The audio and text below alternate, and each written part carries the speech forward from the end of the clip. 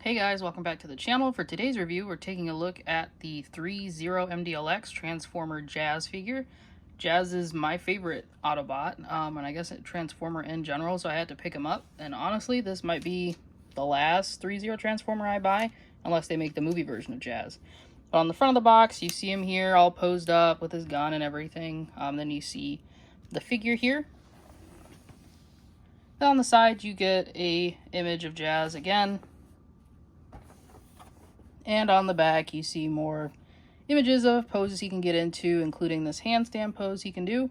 And then it talks about his grappling hook that he comes with and the peace sign that has his name and the Autobot logo. On the other side just says Transformers. So let's get this guy open and take a closer look at him. And here is Autobot Jazz out of his packaging. When you get him out, you do have to attach his wings. Just something to note that they don't really feel super secure, and they kind of feel like they're just going to pop off at any moment, so be very careful posing those so they don't fly off and then you lose them. But aesthetic wise, I mean, I think he looks really good. Threezero has been doing this like super techie looking Transformer design. I think they're supposed to closely mimic, you know, the original designs of the Transformers, but be kind of up to date and modern with all these tech lines, paneling, and making it look like a futuristic car, which is pretty cool. His head looks awesome. He's got the blue visor there. In a way, I kind of wish it was translucent and we had like a light up effect that we could do in there. The only other Threezero figures I have, the one that's from the Bumblebee movie, he does light up, which is pretty cool, so I kind of wish these guys did, but it's neither here nor there. Got the Transformers logo on his chest right there, all the nice red, and then the panel lining in there. And some stuff kind of looks like they did some weathering or something to make it look kind of old or used. Now the mechanical bits on his arms, they look really, really nice. Getting up under there to see his abdomen. It's really good as well. Legs. Very nicely painted and sculpted. Threezero always does an awesome job with anything mechanized. I kind of wish they would get the Power Rangers brand so they could do all the Megazords. That'd be pretty sick. Then taking a look on the back, you can kind of see where he comes together to form the car, windshield wiper, and the windshield, and the doors. And leaning him forward a little bit, you can see the spine back there, which is pretty cool. And these little bits here can pop off, so be very careful of those too. They're a pain to get back in. Then looking at his elbow and other hand and arm. Yeah, he looks really, really good. Definitely no complaints with the aesthetics.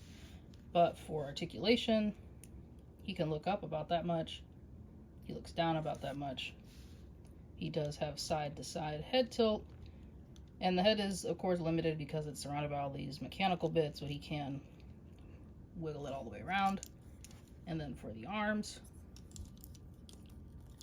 they do get up pretty high. Just gotta be careful.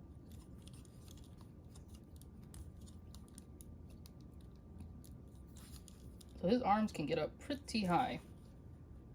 It's really nice.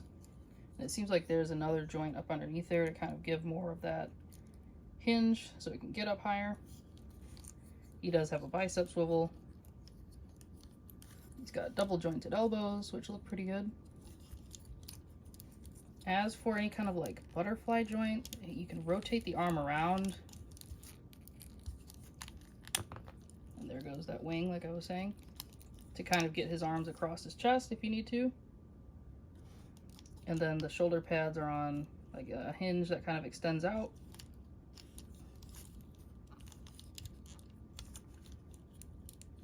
His little doors back here are on a ball peg. The other one did pop out, but you can just put it back in. And then for his ab articulation, you can go back. Not a lot at all, actually, without using like the hips. So he's not gonna move back, but moving forward, as you've seen, he can go forward pretty far. And then you have the spine piece that reacts with that. Just a little bit. Really, he's just, this top part is a ball joint, and it's kind of like an illusion of him bending forward when you do that with the spine. The spine isn't actually moving, but he doesn't really move back. But he can tilt side to side up here, and he can turn left and right. So you can get him in all kinds of poses. There's nothing here at the lower waist, right before you get to the legs. For his legs, he does have the full splits, and if you do the full splits like you just saw, these pieces will pop off, the little hip guards, but you can get him to do a full split. He can kick forward that much. He does have double jointed knees, if I can get both of these to work. Double jointed knees, which go all the way and look really, really good. He does have a thigh swivel. And then down here, there's no swiveling. But here, this piece moves around. It's not really blocking anything, but it's cool that it gets out of the way anyway. His foot can go up that much. Let's see, goes down about that much. You just have to wiggle it a bit. And then he does have an ankle pivot, which looks really good. And then as for toes, doesn't look like he has any kind of toe articulation. So no toe articulation on this guy, but everything else works pretty well. And yeah, he moves around pretty good. I mean, you can get him in whatever pose you want to, all the poses on the back of the box. The only thing, of course, to be on the lookout for is all these hip pieces flying off, which is par for the course with any of these Transformer figures that have them. They're not going to stay connected. But yeah, good articulation, great aesthetics. Let's take a look at some of the accessories that he comes with. For accessories, he comes with his gun or blaster. Don't know what this thing is called. If it has an official name, it does not have any kind of effect piece to put in here. And it's kind of hollow in the barrel, so if you have something that fits in there, you could definitely do something with that, but it's just a gray piece of plastic. Don't know if it's supposed to be all gray, if it's supposed to be, or I guess gunmetal gray, if it's supposed to have some paint on it, but you get that. And then you do get his grapple hook, which is actually with a real wire, and you can unravel this. I'm not going to because I don't want to wind it back up, basically. And you can attach it right there with the ball joint. And then he has a pair of trigger fingers, which are all glossy, nicely sculpted. He has one hand that looks like he's saying hi, or maybe like a karate chop. He has this flat palm hand for him to do a handstand. And then he has a peace sign hand, which is pretty cool. And those are all of his accessories. If you do own the Hot Rod figure, you can take that shoulder cannon and put it on this guy, because he does have the ability to mount that. But other than that, that is all that he comes with. Don't know what else I would have wanted him to come with besides maybe like an effect part, but yeah, I mean, I think it's pretty good. Let's get into some size comparisons. For size comparisons, here he is standing next to the Super Saiyan Full Power Son Goku and the Daima Vegeta. He's a smaller figure. He's not going to be to scale with anything, so if you want him to just hang out with your SH Figuarts, he definitely can. Here he is standing next to a Lightning Collection Dino Thunder White and a Mafex Batfleck. Again, he's about the same size as these guys, but he's not going to scale with anything. For some domestic offerings, here he is standing next to the Jada Toys Blanca and the Jada Toys DJ. Again, I think these guys look pretty cool if you want to do that crossover. And last but not least, here he is standing next to the Marvel Legends Spider-Man animated series and a Marvel Legends Iron Man.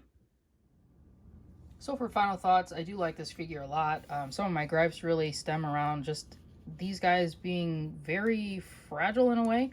All the pieces just tend to pop off, like the skirt pieces, his doors pop off, even the shoulder pads popped off when I was trying to pose him around a bit.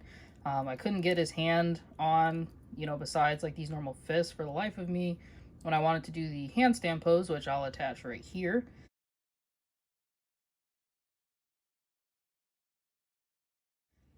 They completely did not go on. So I just kind of had him balancing kind of with it, like sort of pressure fit into the hole, but it definitely was not completely clicked in there. So I wish they'd fix that so I wouldn't have to take a hairdryer to it. But aesthetic wise, he's great. If Jazz is your favorite, definitely pick him up. Highly recommend it. And definitely check out any of the other Transformers Threezero line, because they're definitely worth it. This guy's all a lot of die cast, so it's a very premium product, although they are kind of expensive. And yeah, let me know what you guys think down below about this guy, and if you have any of Transformers or any of them that you hope that they make. Again, thank you guys for watching. Take care and have a great rest of your day.